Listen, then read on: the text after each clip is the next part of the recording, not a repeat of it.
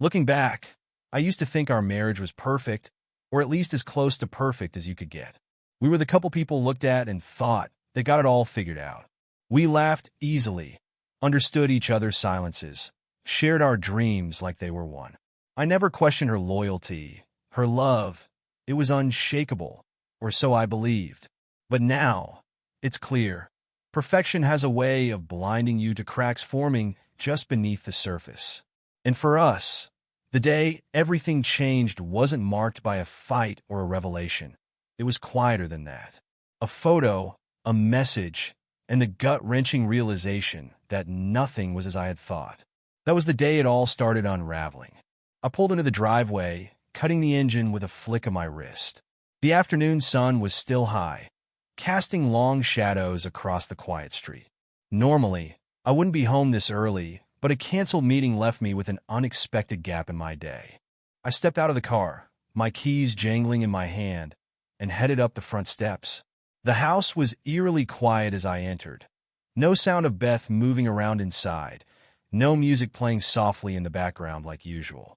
I tossed my bag on the couch and stood there for a second, listening to the silence. Something felt off, but I couldn't put my finger on it. Before I could shake the feeling, my phone buzzed. I fished it out of my pocket and glanced at the screen, a message from Mike, our neighbor across the street. The message was short, but it hit me like a punch to the gut. "Isn't that Beth? Looked odd this morning. Thought you'd want to know." Attached was a photo. I opened the image, my heart pounding in my chest. There she was, Beth, standing outside the house. She was leaning toward a man I didn't recognize, too close for it to look casual. He had one hand on her arm, and they were talking in a way that suggested far more than just a neighborly chat. His face was half turned away, but the body language, the way their heads tilted toward each other, it gnawed at me, sending a wave of unease through my chest. My mind raced, 1,000 thoughts colliding all at once. Who was this guy? And why the hell was Beth standing so close to him outside our house? There had been nothing to prepare me for this. Nothing in her recent behavior that screamed suspicious, at least not until now. I took a deep breath, trying to steady myself. Confronting her head-on would be my first instinct, but something made me hesitate. What if I was wrong? What if this was some harmless interaction, and I came in swinging for no reason? Or worse, what if I wasn't wrong? My hand gripped the phone tighter as I considered my next move. I needed more than just a single photo and a gut feeling. This wasn't something I could take lightly. I decided to wait. I paced the living room, my eyes glancing up at the clock every few minutes. Beth usually got home around 6, and today I planned to be here when she walked through the door. No excuses, no slipping away. I'd play this cool, keep things normal, but I needed answers. I started scrolling through my phone, checking the call log, the text messages. Nothing jumped out, but then again, if something was going on, I doubted it would be in plain sight. It was just after 6 when I heard the front door open. Beth stepped in, a smile on her face, looking as if nothing was out of the ordinary. She was wearing a white blouse I didn't recognize, a little more fitted than her usual style, and there was something about her, something different. Her hair was pinned up loosely, and as she moved closer, I caught a whiff of perfume. Not her usual scent. This one was lighter, floral, unfamiliar. "Hey, babe," she called out, casually kicking off her shoes by the door. "You're home early. Everything all right?" I forced a smile, nodding. "Yeah, meeting got canceled. Figured I'd just head home." She crossed the room, setting her bag down on the table, and looked at me with those same warm eyes I'd always known. There was no sign of anything wrong, but that photo, the one that was still burning a hole in my mind, wouldn't let me relax. "You seem happy today," I said, trying to keep my tone light. Beth laughed softly, shrugging. "It was just a good day at work, that's all. Nothing crazy. How was yours?" I watched her carefully, noting the subtle way she shifted her weight from foot to foot, her hands fidgeting slightly as she reached into her bag. "It was fine," I replied. "Quiet." She smiled again, a little too brightly. "That's good. Sometimes those quiet days are the best, right?" I nodded, but my mind was elsewhere, replaying the image of her and that man over and over again. I could feel the tension creeping into my muscles, but I kept my mouth shut. I couldn't accuse her. Not yet. I needed to know more, to gather enough information so that when I did ask, she couldn't dodge it. Beth moved into the kitchen, her back to me, rummaging through the fridge. I'm thinking we order takeout tonight. I'm not really in the mood to cook. What do you think? Sure, that works, I said, trying to keep my voice even. As she chattered on about her day, I found myself tuning her out, my mind whirling with questions. Was I reading too much into this? Or was something really going on? And if it was, how long had it been happening? Adam. Beth's voice cut through my thoughts, and I realized she had been talking to me. You okay? I blinked, shaking off the fog. Yes, sorry. Just zone out for a second. She gave me a curious look, but didn't press it. I could feel her eyes on me, but she didn't say anything more. It felt like we were both walking a tightrope. Me, trying to act normal while I questioned everything, and her keeping up a front that was starting to crack. That night, as we sat on the couch eating takeout and watching TV, I glanced at her from the corner of my eye. She seemed too relaxed, too casual. The perfume still clung to her skin, and the blouse she wore felt like an unspoken challenge. Something wasn't right. I didn't know what it was yet, but I was going to find out. As the night wore on, Beth eventually headed upstairs to bed, leaving me alone with my thoughts. I stood there, staring at the darkened TV screen, the image of that man from the photo still etched in my mind. My gut was screaming at me to do something, to act, but I couldn't jump in blind.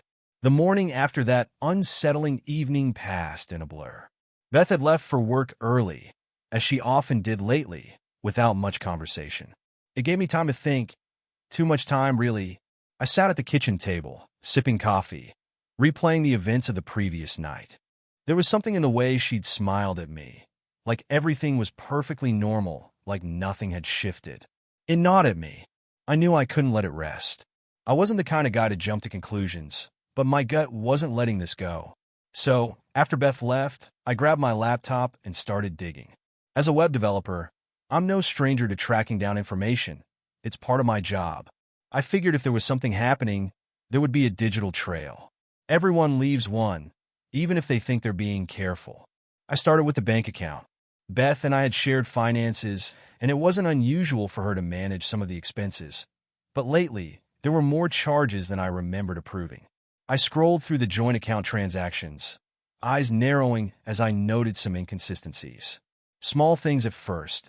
Dinner at a restaurant I didn't recognize, a few extra charges at a boutique she'd never mentioned. But then there was something that made my pulse quicken. A payment for a hotel.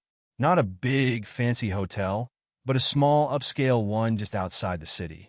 It wasn't the kind of place you'd book for a business trip. I stared at the charge, my fingers hovering over the mouse as I tried to make sense of it. Beth had never mentioned staying in a hotel recently. And if it was work-related, why hadn't she brought it up? My mind raced, piecing together the fragments of suspicion that were beginning to form a much clearer picture. It wasn't just the hotel charge. I noticed an uptick in her spending, dinners at nice places, purchases at high-end stores. None of it seemed to fit her usual habits, especially since she always used to tell me if she was splurging on something. But this was different. I felt my phone buzz next to the laptop. It was Molly, one of my coworkers. We weren't particularly close, but she was part of my team, and we'd had enough friendly conversations over the years. She'd emailed me earlier about a project we were working on, and I decided to quickly skim through it. As I scrolled down her message, something caught my eye. Molly had casually mentioned running into someone at a bar last week. I think I saw your wife at the poorhouse last Thursday. She was with a guy, tall, dark hair. They seemed deep in conversation. It looked like work stuff, but I didn't want to interrupt. Thought I'd mention it since you've talked about meeting up with her after work sometimes. My heart stopped. Beth had told me she was working late that Thursday. She hadn't mentioned going to any bar, and I definitely didn't know about any meetings with a colleague. But who was this guy? The pieces were clicking into place faster than I was ready for. I replied to Molly with a simple, "Thanks for letting me know," before opening up another browser tab. I searched for Colin, Beth's coworker. It wasn't hard to find him. Beth had mentioned him in passing a few times, so I knew his name. The moment I landed on his social media profile, my stomach tightened. There were photos. Photos of him at the poorhouse, timestamped from that same night. He hadn't posted anything directly with Beth, but the location, the timing. It matched. And it didn't stop there. I scrolled through his recent activity, noting check-ins at places Beth had also mentioned, coffee shops, restaurants, and now, that hotel. Every click sent a wave of nausea through me. It couldn't be a coincidence, could it? I didn't want to jump to conclusions, but it was becoming harder to ignore the signs. The pieces were lining up too neatly. I started scanning through Colin's photos, trying to piece together their timeline. It wasn't just work dinners. They were spending time together, outside of work. I shut the laptop quickly when I heard the front door open. Beth was home, earlier than usual. My mind raced as I tried to compose myself, burying the swirl of suspicion deep under a layer of calm. She stepped into the kitchen, her heels clicking lightly on the tile. "Hey," she said, her voice light. "Thought I'd come home early today. Everything all right?" "Yeah," I replied, forcing a smile. "Just catching up on some emails." Beth smiled back, but there was something about the way she glanced at me, something too casual.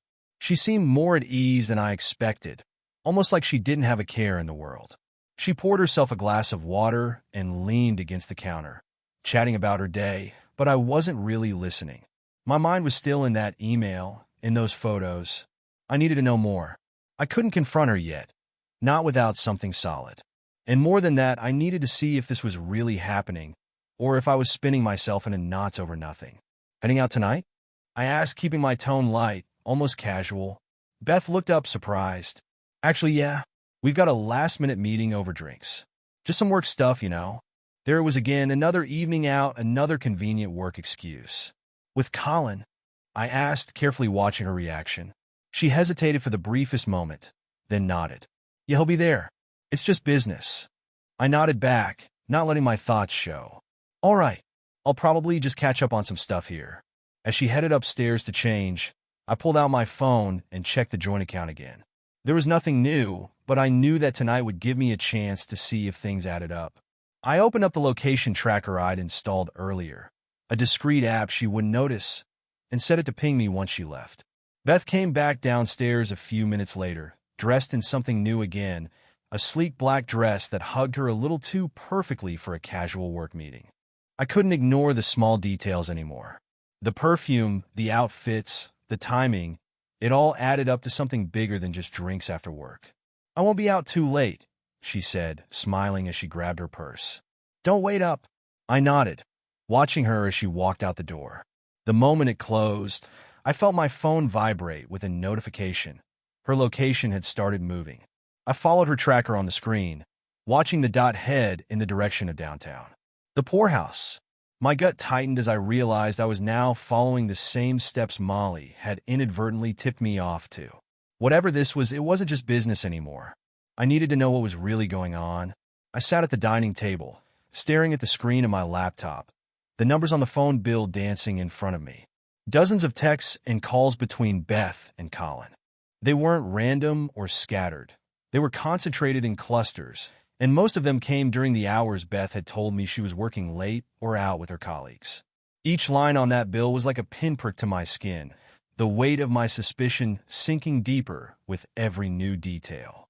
I ran my hand over my face, trying to calm the storm in my chest. It wasn't just the call log that set me off. The location tracker had confirmed it. Beth had gone straight to the poorhouse, just as I had suspected. She'd spent hours there, and when she finally returned home, there had been no mention of the evening at all. She had strolled in, casual and composed, with a smile on her face as if nothing was out of the ordinary. But now, there was no ignoring it. I had the phone bill, the location pings, and Colin's social media all pointing in the same direction. It was like a puzzle I didn't want to complete, but every piece was falling into place whether I liked it or not. I heard the front door creak open. It was late, later than usual. Beth's heels clicked softly on the hardwood floor as she stepped into the hallway, her movements unhurried, as though the hours that had passed meant nothing. I stayed seated, my eyes still glued to the laptop screen, pretending to focus on work. "Adam," she called out from the kitchen. "I'm home. Sorry I'm late." Work ran long again. Her voice was light, almost cheerful, and I felt my jaw tighten. "Work? Of course." "Hey," I replied, trying to keep my voice steady. I heard her footsteps move closer until she appeared in the doorway, her hair slightly tousled, her blouse wrinkled from the long evening. She looked at me with the same casual ease she'd been carrying for weeks, as if nothing had changed between us. But something had, and I couldn't ignore it any longer. "Long night?" I asked, watching her closely. "Yeah," she said, sighing as she set her purse on the counter. "Meetings just dragged on, and I couldn't get out of there. I thought I'd be home earlier, but you know how it is." She walked over to the fridge, pulling out a bottle of water, completely unaware of the tension that was about to unravel. I closed the laptop slowly, placing my hands flat on the table as I spoke. "Who were you with tonight?" She paused for a fraction of a second, but quickly recovered, turning to face me with an innocent smile. "Just some people from work. Colin was there too. You know, usual crew." There was his name. She said it so easily, as though it meant nothing, but I could feel the temperature in the room shift. I leaned back in my chair, crossing my arms. "Colin again, huh?" Beth hesitated, her smile faltering for just a moment. She sensed a change in my tone. "Yeah, why? What's wrong?" I stared at her, letting the silence stretch between us before I spoke again. "Beth," I checked the phone bill. Her expression didn't change at first, but I saw it in her eyes, a flicker of something. "So please?" Fear? I couldn't tell, but it was there. She put the water bottle down slowly, her fingers tightening around the counter edge. "I've seen the calls," I continued, my voice calm but edged with something harder now. "The texts. The times you said you were working late or out with friends. All those times you were texting him. Dozens of times." Beth's face grew pale, but she still didn't back down. "Adam," she began, her voice defensive, "you're making this into something it's not. Colin's just a friend. We work together, that's it. You're overreacting." I shook my head, the frustration bubbling up. "I'm not overreacting, Beth. I've seen it all. I tracked your location last night. I know where you were. The poorhouse, with him, not working late like you said." Her eyes widened for a brief moment, and I saw the crack in her armor. She hadn't expected that. But then, just as quickly, she shifted gears. She straightened her posture, her face hardening into something cold, calculated. "You track my location?" she shot back, her voice rising. "Are you serious, Adam? You're spying on me now? This is what it's come to." I hadn't expected this turn, but I could see where she was going.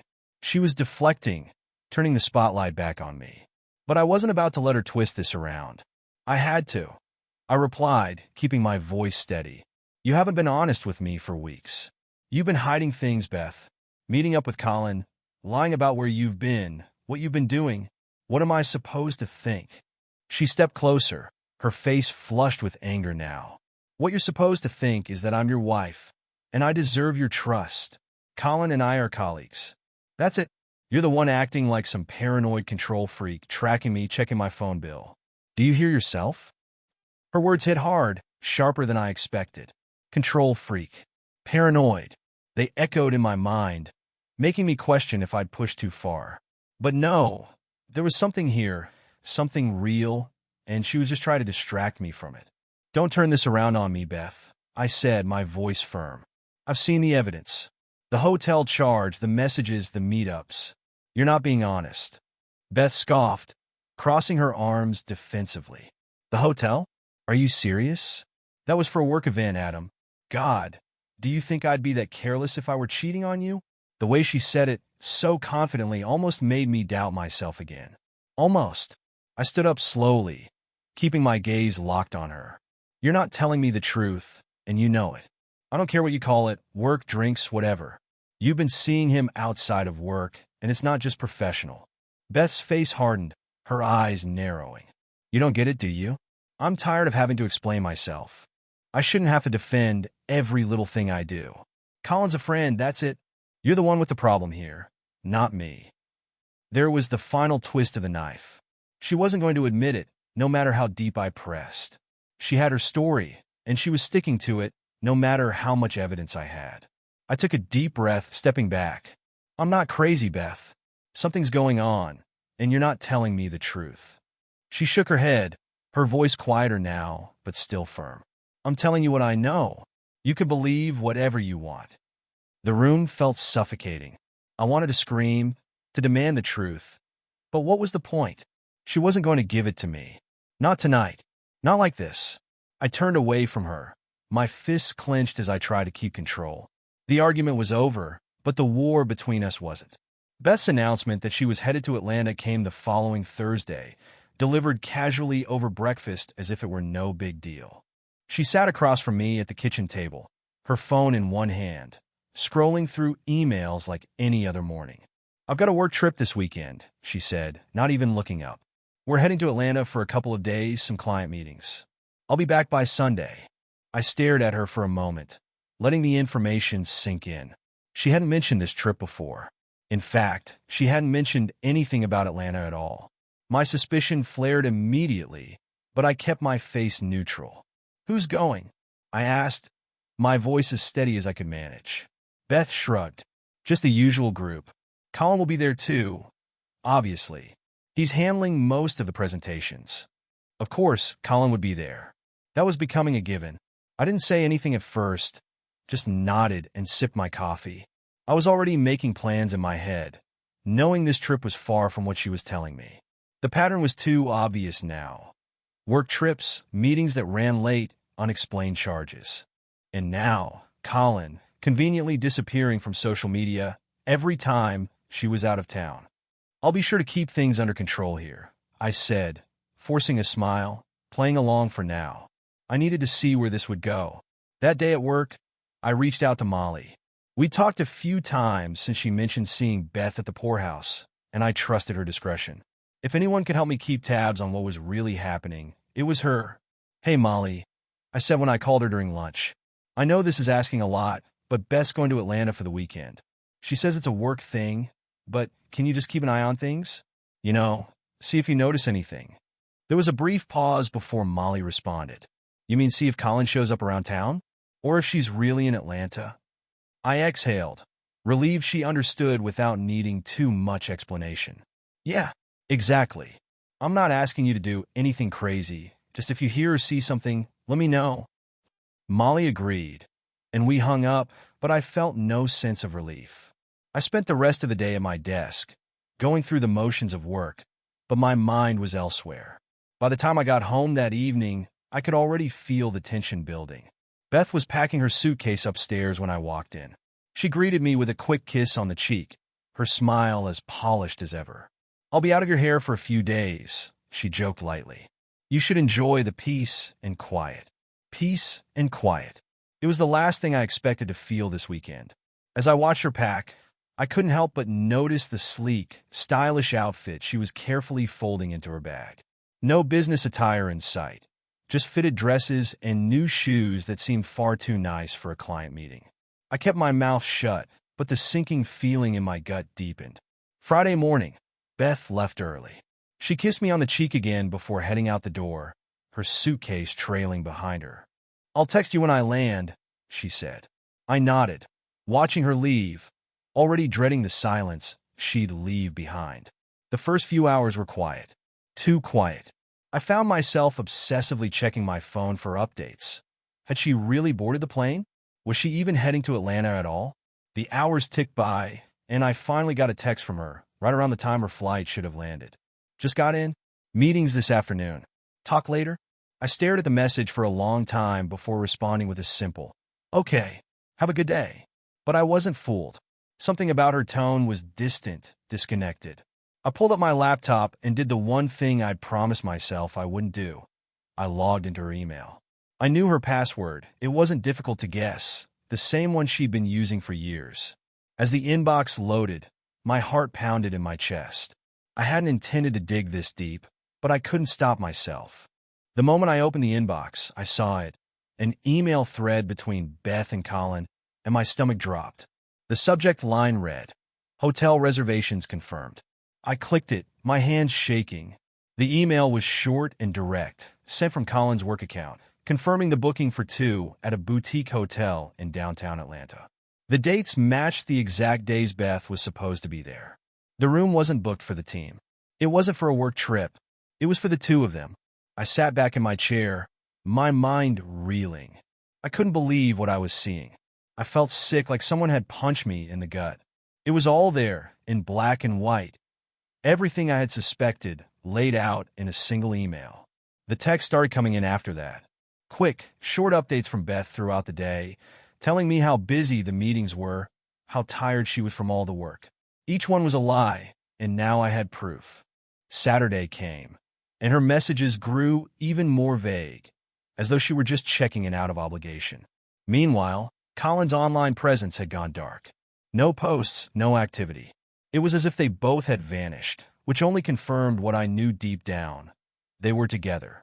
Unable to sit still, I worked late into the night, combing through every bit of data I could find: emails, bank transactions, social media.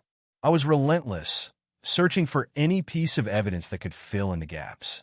Late that night, I found more emails, this time from Beth's personal account to Colin. They weren't just business emails. These were intimate, discussing their plans for the weekend, making jokes I didn't understand, and talking about the hotel in a way that left no doubt about their intentions. One email, in particular, stood out. Can't wait to get away from it all for a few days. We deserve this. See you soon. XO.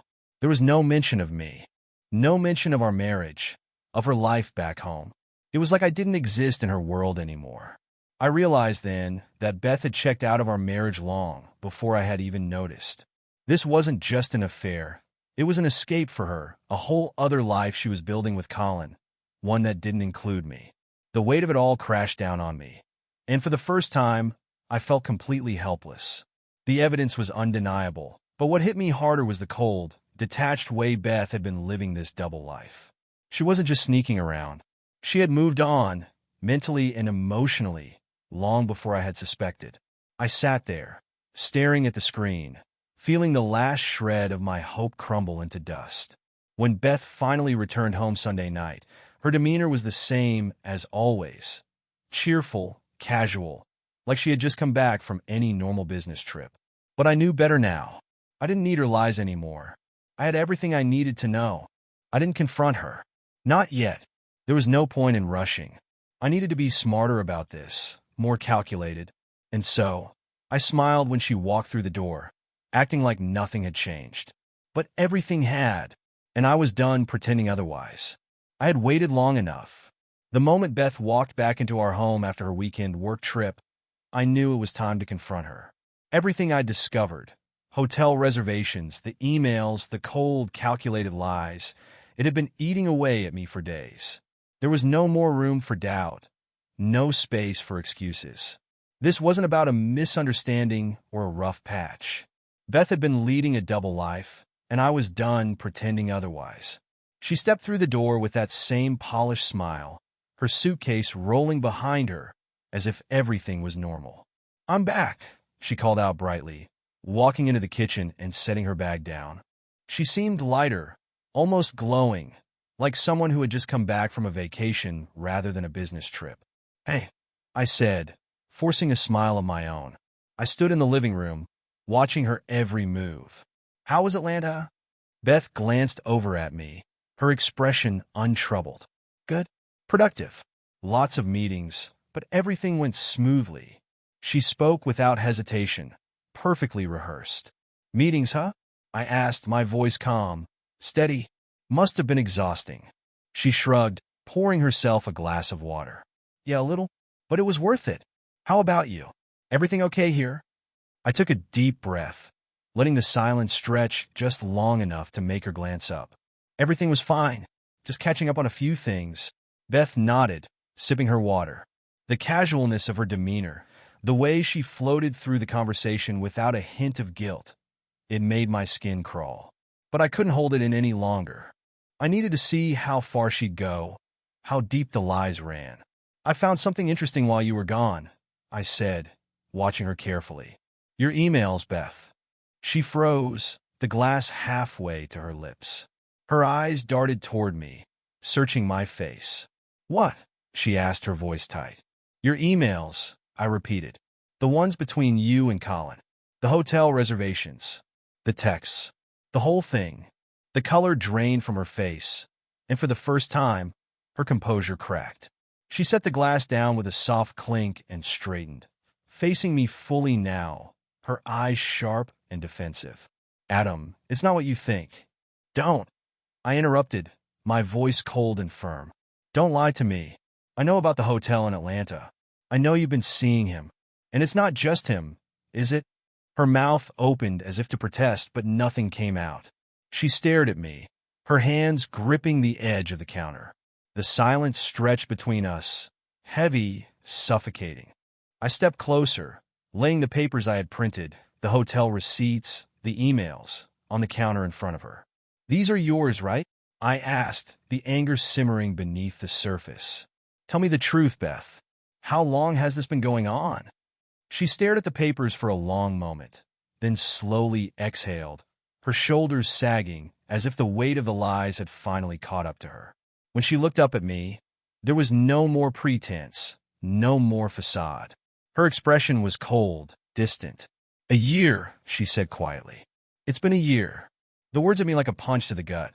I had suspected it, but hearing her say it out loud, with such calm detachment, made it real.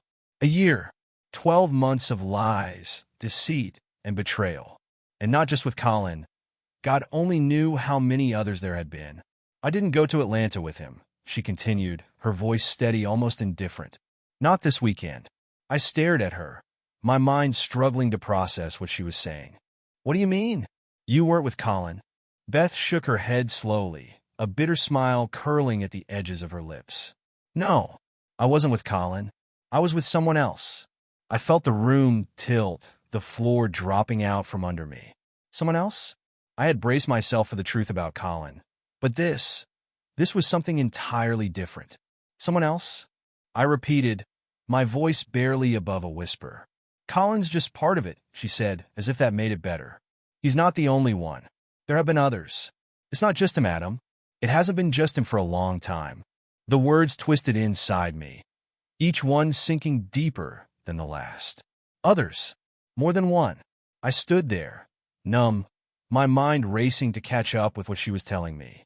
I had known about Colin, but it was so much worse than I had imagined. Beth crossed her arms, leaning back against the counter as if we were discussing something trivial, like weekend plans or a grocery list. I've been thinking about moving out, she said casually, almost like it was an afterthought. I didn't want it to come to this, but you deserve to know. The casualness of her tone, the way she spoke about it like a decision she had already made, long before I had even realized something was wrong, made me sick. You've been thinking about leaving, I echoed, my voice hollow. Beth nodded. Yeah, for a while now. I couldn't believe what I was hearing. All this time, while I had been trying to piece together the fragments of our marriage, trying to make sense of the distance between us, she had already moved on. She had been planning this, planning to leave, to start over with someone else, while I had been trying to salvage what was left of us. Why? I asked, the question slipping out before I could stop it. It wasn't that I didn't already know the answer. I did. But I needed to hear her say it. Beth sighed, looking away for the first time. It hasn't been working for a long time, Adam. You've felt it too, haven't you? I wanted to scream, to shout that no, I hadn't felt it, that I had been blindsided by this, that I had thought we were going through a rough patch, not that she had checked out completely. But the words wouldn't come. All I could do was stand there, staring at the woman I had once loved, realizing that she had become a stranger to me. And what about Colin? I asked bitterly. What happens now? You run off with him? Start a new life together? Beth laughed, a short, humorless sound. No, Colin's not part of the plan anymore. I thought he might be, but it's over. I blinked, stunned by the ease with which she dismissed him. Over, I repeated. Just like that? She shrugged, as if it didn't matter. Things changed. He's not what I thought he'd be. And, honestly, neither is anyone else. That's why I didn't go to Atlanta with him. I went with someone else, someone I thought might be different. But it's the same story. I stared at her, my mind reeling. She wasn't just admitting to an affair. She was admitting to a string of them, each one discarded as soon as the thrill wore off. And now she was standing in front of me, telling me that none of them had worked out, that she had been chasing something she couldn't even define. The realization hit me like a freight train. Beth hadn't just cheated on me. She had emotionally, mentally, and physically abandoned me long before I ever suspected it. And now, standing in the wreckage of what had once been our life together, I understood just how deep her betrayal went. For a long moment, neither of us said anything. The silence stretched between us, heavy and suffocating. Then, without another word, Beth turned and walked out of the room, leaving me alone with the truth. The weight of everything Beth had revealed lingered long after she walked out of the room. The silence that filled the house wasn't just the absence of her presence. It was the echo of everything I thought we'd built, now crumbling. The weeks that followed were a blur of logistics and cold exchanges. She had made it clear she was moving out, and I wasn't going to stop her. I had been sitting at the kitchen table for what felt like hours when I finally picked up the phone. It wasn't difficult to find a lawyer. Charleston was full of them. But the act of making the call was like sealing the final crack in our relationship. The man I spoke to was direct, efficient. He didn't need to know the details of what had happened between Beth and me, just the facts. Infidelity, an impending split, and the desire to keep things as clean as possible. "Come in tomorrow morning," he said, his voice clipped. "We'll start drafting the papers." I hung up, the dial tone buzzing in my ear for a second longer than necessary. It was done. The process had started. The next few days passed in a blur of legal paperwork and impersonal conversations. Beth and I barely spoke, the house feeling more like a waiting room for her departure than the home we'd once shared. She had packed her things with quiet efficiency, and one morning, before I even realized it was happening, she was gone. I watched her drive away, her car packed with suitcases and boxes, not once looking back. She didn't move in with Colin as I'd expected. No, that relationship had already fizzled out, like so many others before it. She'd found a new place, some apartment on the other side of town. As much as I wanted to feel relief watching her leave, there was only a hollow sense of finality. I met with my lawyer the next morning in his downtown office. The air was sterile, the walls lined with shelves of law books that all seemed to say the same thing. This wasn't the first nor the last of his cases. He handed me the preliminary documents, explaining the process with a calm professionalism that felt almost reassuring. "We'll file for divorce on the grounds of infidelity. Given the evidence you've gathered, we can ensure the settlement is in your favor." I nodded along, barely absorbing his words. The real world had begun to feel distant, replaced by a series of steps I needed to follow. Paperwork, meetings, decisions that felt more like ticking boxes than choices I had control over. But I wasn't helpless. Not anymore. I was taking control, moving on with my life, however slowly that might happen. I kept myself busy. I had to. I started running in the mornings, cutting through the misty streets of our neighborhood, pushing my body to exhaustion. It was the only way to quiet the thoughts that kept swirling in my head. Beth had moved on long before I had known it, but now, I was determined to catch up. I started working on new projects at my job, taking on extra clients, keeping my mind occupied with anything but the memories that lurked in every corner of the house. Molly had become a more frequent presence in my life, though not in the way I had imagined. After everything went down, she was the only one who seemed to know how to help without making it worse.